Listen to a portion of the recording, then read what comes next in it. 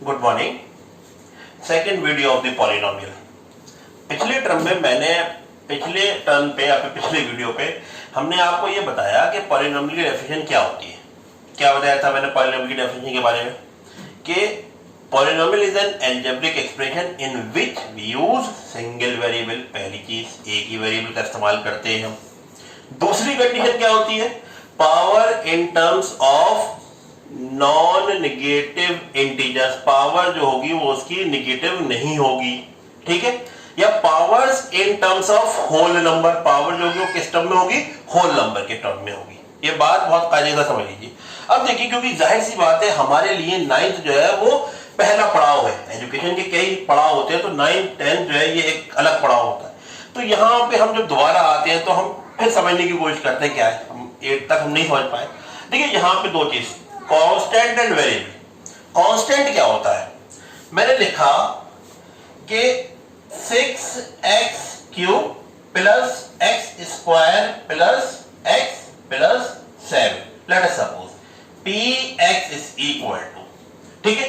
तो ये जो 6 है, ये 6 जो है, ये 6 यहां पे क्योंकि जाहिर सी बात है 1 होता है, हमें पता है ये भी 1 है, और ये 7, ये सब कांस्टेंट है। 6 ही रहेगा, 5 नहीं हो जाएगा, 7 नहीं हो जाएगा, 6 ही रहेगा। लेकिन जब आप वैल्यू ऑफ पॉलिनोमियल पढ़ेंगे तो ये जो वैल्यू है, आप x की वैल्यू अलग अलग लगाते चले जाएंगे और इस पॉलिनोमियल की वैल्यू अलग अलग निकलती चले जाएगी। यानी that is the variable. Variable क्या होता है, that the value of the variable can keep changing, जिसमें बदलाव आता रहता है। अगर आपने 1 रखेंगे तो अलग वैल्यू आएगी, 2 रखेंगे तो अलग वैल्यू आएगी, 3 रखेंगे तो अलग वैल्यू आएगी।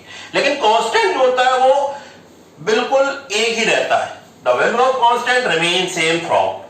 हमेशा 6 को 6 ही पढ़ेंगे आप, 6.5 भी नहीं पढ़ेंगे, 6.75 भी नहीं पढ़ेंगे, 6 ही रहेगा, सही है। और अगर कोई खुदा ना खास्ता कह दे कि वो 6.5 है तो आप हंसेंगे उसके बारे में, कैसी बातें कर रहे हो, ये तो 6 लिखा था, तुम 6.5 पढ़ रहे, ठीक। Terms and coefficient.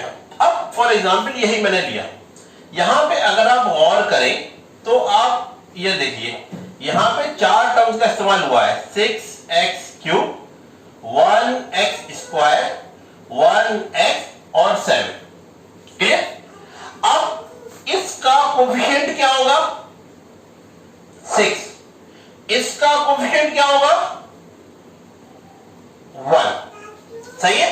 ये हो गया टर्म्स एंड कोएफिशिएंट। बात समझ लीजिए, हमने 7th में ट्री डायग्राम सीखा था अलजेब्रा में, लेकिन वहां अलजेब्रा थी क्योंकि हम एक्स वाई यूज क्या करते थे, यहां सिंगल वेरिएबल इस्तेमाल कर रहे हैं, तो लेकिन वही चीज यहां पे भी है, ठीक। Terms and coefficient.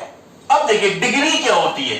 डिग्री किसी भी पॉलिनोमियल की, फॉर एग्जांपल ये पॉलिनोमियल है, इसकी डिग्री क्या होती है। डिग्री का मतलब होता है highest power, highest power.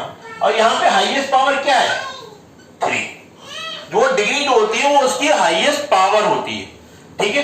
Degree जो होती है वो उसकी हाईएस्ट पावर होती है। ये बात समझ में आ गई। अच्छा, टर्म्स और डिग्री को समझाना बहुत जरूरी इसलिए था क्योंकि जब हम पॉलिनोमियल को डिवाइड करते हैं तो पॉलिनोमियल 2 तरीके से डिवाइड होते हैं, समझ लीजिए बहुत कायदे के साथ यहां पे भी, ठीक है। पहली चीज जो होगा वो होगा डिग्री वाइज, और दूसरी चीज टर्म वाइज, ठीक। अब डिग्री और टर्म बहुत कायदे से समझ लीजिए, डिग्री वाइज और टर्म वाइज, ठीक है। अच्छा, on the basis of degree, degree में क्या होता है, सबसे पहला होता है linear polynomial. Linear polynomial, linear का मतलब 1। हमने लीनियर इक्वेशन एंड 1 वेरिएबल पढ़ी थी क्लास 8 में, इसमें हाईएस्ट पावर 1। तो लीनियर पॉलिनोमियल क्या होता है, वो पॉलिनोमियल जो ax प्लस b की फॉर्म में होता है, a is not equal to 0। बात समझ में आ गई भाई, जाहिर सी बात है अगर a 0 हो गया तो ये तो खत्म ही हो गया, ठीक है। यहां पे जो पावर होगी वो क्या होगी, 1। पावर, हाईएस्ट पावर जो होगी, जो डिग्री जो होगी वो क्या होगी, 1। दूसरा जो होता है वो होता है क्वाड्रेटिक पॉलिनोमियल, ठीक है। क्वाड्रेटिक पॉलिनोमियल क्या होता है, क्वाड्रेटिक पॉलिनोमियल जिसकी पावर 2 हो, जैसे कि px is equal to ax² b x plus c. यहां पे भी वही कंडीशन, ए 0 के बराबर नहीं होगा, सही है, क्वाड्रेटिक मतलब 2, ठीक। तो quadratic polynomial, linear, single, quadratic, 2, ठीक। जो तीसरी चीज है वो है क्यूबिक पॉलिनोमियल। क्यूबिक पॉलिनोमियल क्या होता है? क्यूबिक पॉलिनोमियल जिसके अंदर हाईएस्ट पावर क्या हो, 3, a x cube b x square c x plus d, यानी a is not equal to 0। Highest power जो है वो होना चाहिए, ये कोई भी 0 हो जाए। अगर कोई एक पॉलिनोमियल दे रखा है आपको P x is equal to 6x cube plus 7, तो क्या ये क्यूबिक नहीं है? क्यूबिक है। क्यों? क्योंकि इसमें हाईएस्ट पावर 3 है। इसमें हाईएस्ट पावर क्या है? 3 है। जरूरी नहीं कि सारी टर्म्स का होना जरूरी है, ठीक, क्योंकि हम डिग्री की बात कर रहे हैं। जब हम टर्म्स की बात करते हैं तो टर्म में फिर वही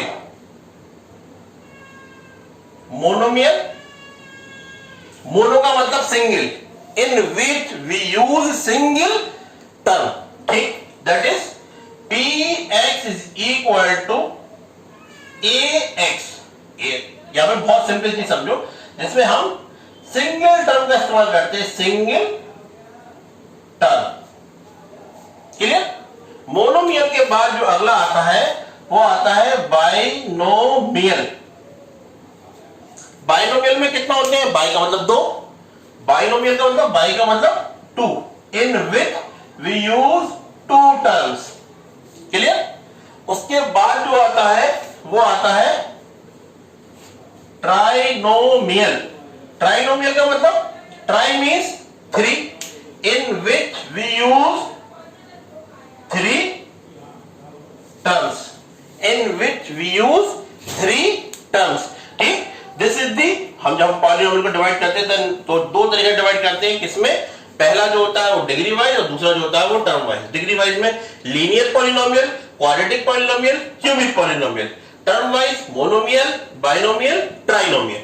ये बात क्लियर तरीके से समझ में आ गई? आप देख लीजिए, वैसे बहुत इंपॉर्टेंट चीज है, ठीक, क्योंकि इसकी नेक्स्ट टॉपिक में मैं आपको स्टैंडर्ड फॉर्म ऑफ पॉलिनोमियल से बताऊंगा, ठीक है, और वैल्यू ऑफ पॉलिनोमियल बताऊंगा, क्लियर।